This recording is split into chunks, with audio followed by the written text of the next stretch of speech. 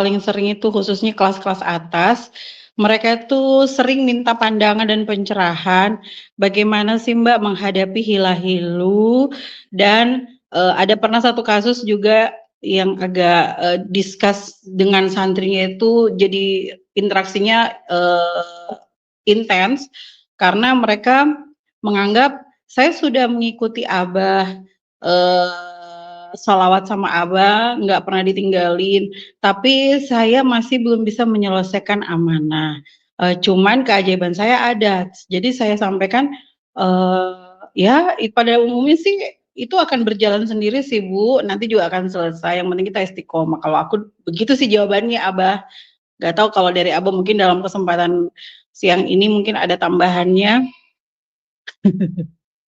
Paling sering Boleh memang nanya langsung. yang berat-berat, Mhm. hilah-hilu, Ya, tentang ya, ya, kehilah-hiluan mereka. Sudah ikut sholawatan berjamaah, tapi nggak pernah ditinggal, kayak begitu toh. Iya, iya. Tapi apa tadi?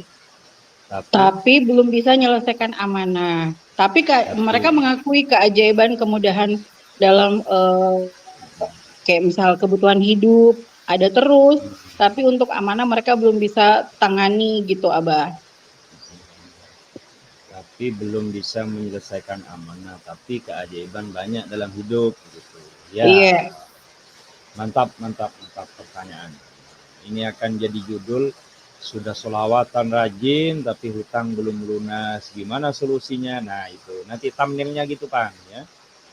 Oke, ready Abah. Jadi begini, Rek, pelan-pelan akan Abah jelaskan. Nah, dulu Abah itu menyelesaikan amanah Abah itu, Rek ya. Iya M, di atas 1 M, yang instansi. Kalau ditambah perorangan mungkin ya, karena Abah itu tidak mau melihat catatan, ada catatannya, tapi tidak mau dilihat gitu. Karena kalau dilihat itu pusing terus kepalanya. Tapi Abah detail, bahkan hutang 10.000 ke kawan itu detail Abah catat. Catat begitu. Catat di notes HP, bahkan 2, ada di kertas, ada di HP sebagai pengingat. Dan Abah kasih alarm itu, setiap tanggal tagihan Abah kasih alarm. Dan Abah nggak lihat itu. Mungkin kalau di total itu ya 2 lebih lah gitu ya. Selama Abah berjuang di sini di Kalimantan Barat. Perorangan, dan baik itu perorangan tanam modal ke Abah dulu, atau join, atau instansi yang memang Abah itu sengaja menginginkannya. Ya itu sekelas Abah saja nggak bim salah bim, kan? Ya. Nggak bim salah bim Abah. Ya, seperti video yang Abah upload tadi, untuk melunasi 10 juta Abah, 10 juta saja Abah itu Abah merangkak-rangkak juga gitu. Merangkak-rangkak juga, tapi Abah tidak pernah berhenti. Dan satu hal, Abah itu, semoga Abah ini tidak hilaf, tapi seingat Abah, apapun yang terjadi, Abah belum pernah putus asa, apalagi menyalahkan Gusti Allah, belum pernah. Alhamdulillah. Mungkin itu nilai plusnya. Sehingga pertolongan untuk melunasi hutang itu, Abah hampir di titik selesai semua itu mendekati masa 2 tahun. Mendekati masa 2 tahun kurang. Ya. Mendekati masa 2 tahun kurang, dengan Abah menjaga keseimbangan 7 rasa dan menjaga sholawat itu. Nah, sekarang biasanya itu anak-anakku, sholawatnya rajin, kalau akan mendapatkan keajaiban, itu biasanya sholawatnya ngefek ke moralitas kita, ngefek ke tingkah laku kita. Ya. Jadi kalau sholawatnya itu sudah nyeresep ke hati, itu biasanya nanti akan berubah pola hidup kita, tingkah laku kita, menjadi lebih baik, menjadi tidak mudah putus asa, selalu semangat, selalu berbaik sangka ke Gusti Allah, terus selalu optimis dalam hidup. Nah, di situ nanti akan datang kemudahan demi kemudahan yang kalian sebut dengan keajaiban-keajaiban. Namun ketika solawatmu belum ngefek merubah moralitasmu, itu biasanya kecil ya keajaiban-keajaiban.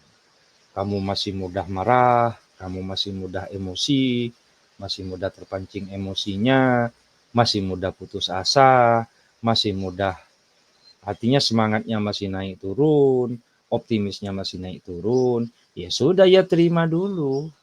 Keajaibannya kecil-kecil. Kalau sudah stabil yang seperti yang Abah sampaikan tadi, insya Allah keberkahan dan kemudahan-kemudahannya itu pasti besar juga.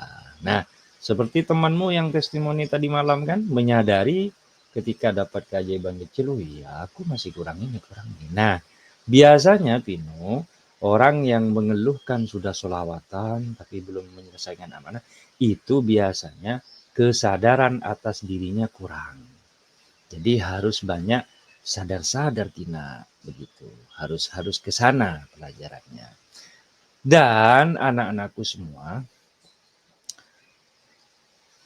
yang paling harus dikerjakan selain sholawat dan tujuh rasa adalah jangan pernah mangkir dari orang yang menghutangimu. Harus dihadapi. Harus dihadapi. Harus berterus terang. Harus dihadapi. Apapun yang terjadi, dicaci, dimaki, dimarah, itu memang sudah risiko kesalahan kita. Ya. Bahkan suatu instansi kayak bank itu kan udah saklek ya, nggak bisa dirubah-rubah. Itu pun kalau dihadapi, Abah menghadapi dengan terus terang, bercerita, bernegosiasi, itu ada kemudahan-kemudahan dari instansi. Padahal instansi itu saklek, nggak bisa berubah-berubah tanggalnya. Tapi dengan Abah menghadapi dengan bertanggung jawab penuh, itu ada keringanan-keringanan, kemudahan-kemudahan, sehingga Abah tidak perlu gali lubang tutup lubang. Alhamdulillah selesai dengan baik-baik saja. Nanti kalau kita hadapi semua itu, kita hadapi semua, kita minta maaf, kita ceritakan apa adanya, disitulah nanti Tuhan, Gusti Allah akan menurunkan kemudahan-kemudahan karena kita sudah masuk dalam golongan orang-orang yang mau bertanggung jawab. Jangan sampai kita sudah bersolawat kenceng ini siang malam, tapi masuk ke dalam golongan orang-orang yang tidak mau tanggung jawab atau lari dari tanggung jawab. Kalau lari dari tanggung jawab, itu nanti Gusti Allah akan mempertimbangkan untuk menolongmu. Nah, itu intinya. Oke, Mbak. Alhamdulillah. Kemudian sering juga ditanyakan tentang Mbak, saya saking putus asanya, saya off dulu dari sholawat. Saya datang lagi ini mau sholawat lagi sama Abah. Saya bagaimana harusnya ya? Ya, yang paling pertama saya arahkan pastinya ijazahan lagi. Terus kalau menghadapi santri yang up and down semangatnya begitu, ya saya cuman ini ngasih ingatnya tujuan masuk MMP apa?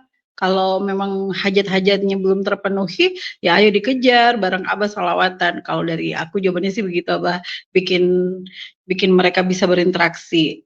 Mungkin Abah ada tanggapan lagi yang sering naik turun kayak gitu katanya. Nah, Sholawat. Jadi menghadapi masalah mereka jauh dulu katanya dari Abah karena merasa bersalah kalau hadir terus tapi pikirannya kemana-mana. ya, paham. Nah, kalau yang kalian alami naik turun semangatnya itu biasa, tetapi untuk menjaga agar kalian tidak putus asa dari naik turunnya semangat, kalian jangan pernah keluar dari circle yang memang satu frekuensi dengan kalian. Ya, makanya Abah selalu aktif dalam kondisi sesibuk, secapek, bahkan Abah sakit. Abah luangkan waktu untuk nemui kalian di live. Gunanya yaitu agar kalian terus dalam satu circle. Karena nanti ketika kalian dalam keadaan down, terus kalian masih ada dalam satu circle itu, nanti energinya Abah, energinya ribuan kawan-kawan kalian itu akan menularkan itu kepada kalian, nanti akan menularkan apa namanya,